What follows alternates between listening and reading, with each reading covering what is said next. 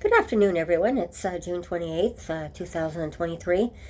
I wanted to do a little follow-up video on Julie due to what happened to her there yesterday.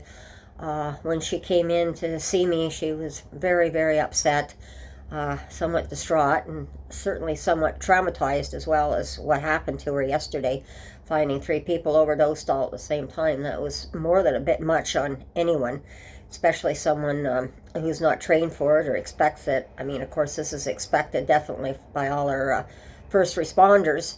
They're aware of having people going blue in the face and everything else, so they're specially trained for it, but it doesn't mean that it makes it any easier for them either to try and handle all this that they have to deal with on a daily basis. And all they do is they respond as quickly as they can. They do what they have to do, but it's the after effects that eventually end up getting to them as well. So I can certainly understand where Julie was coming from. So calming her down, and she was all worried, well, did I do the right thing? Oh, what could have I done? I mean, there was three of them. What was I supposed to do? And I said, she turned around, she said, all I could do was run for help. And I just looked at her and I said, you did exactly the right thing. Was when you were unable to help, you did exactly what you should have done. Run for the nearest help. And this is what I explained to her. This is what I was told even as a child. If I came across an accident or someone was hurt or I got hurt, go to the nearest place that I could find to get help. So this was the way I was brought up, was definitely go get help. That was the first priority, because we certainly didn't even have cell phones back in my day as a child. So it was a matter of if we can get there on our own steam, we go get help. So I reassured her that she did okay at what she did, but it was not an easy situation for her. And I really fully understand what she had to go through, because even myself as a security guard, I know I question some of the things that I did. Did I do the right thing? And I'm just going to share a little incident of what happened to me.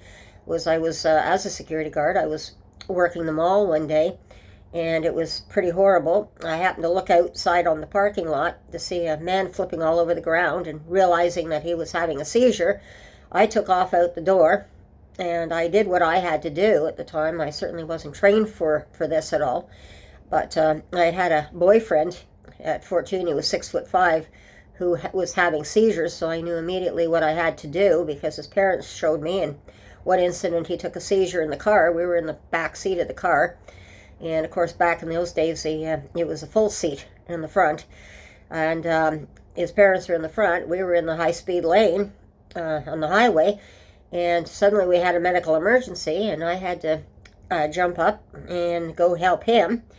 And I was sitting on him trying to hold his head so he wouldn't be swallowing his tongue. His mother was trying to climb over the bench seat from the front into the back. His father was trying to get through 2 lanes of traffic just to get to the shoulder of the road to stop the vehicle. So it was not a great place to have a medical emergency at all. However, the situation here was done properly.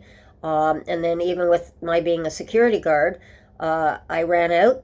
I did what I had to do. I tried to turn him on his side and hold his head so he wouldn't swallow his tongue. But unfortunately, people who are having seizures, many people, ordinary people, don't realize what happens is that these people get superhuman strength and they can just move you.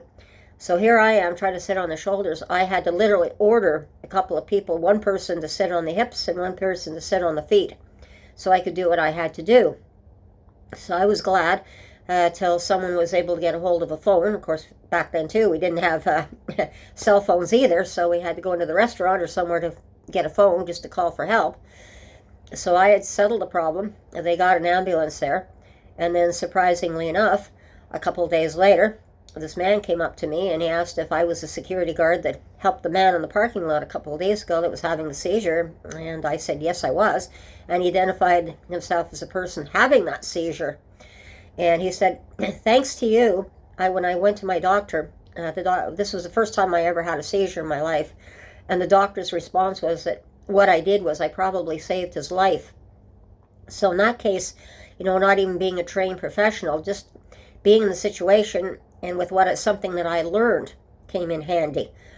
So I really had to reassure poor Julie yesterday that she did the right thing, that she was okay, and she's just horrified at seeing 3 people turning blue in the face all at the same time, and what does she do? So it's a really, really serious problem that we have down here. What do we do? Hopefully we can manage it, and hopefully we can get enough manpower there. It was just, thankfully, and luckily when this happened, that Julie wasn't aware that there was a police officer in the vicinity.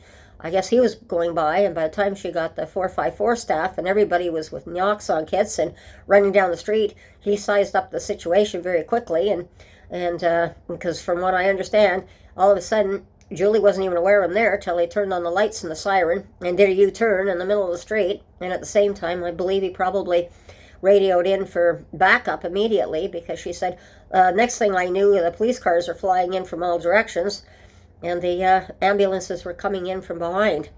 So I was very relieved that everything worked out okay. We don't know if any of the people survived or if they're okay or what, but the fact that everybody was luckily just there when needed, that they at least had that chance. And that's all we can hope for, is that we can give these people a chance again to live. But unfortunately, most of the time they go back to the drugs, and we're back to square one all over again. But I just wanted to give you a little bit of a brief update again, and thank you very much for being my viewers. And as again, enjoy the summer, take care, have a safe summer, and I shall talk to you again soon. And bye-bye, and take care.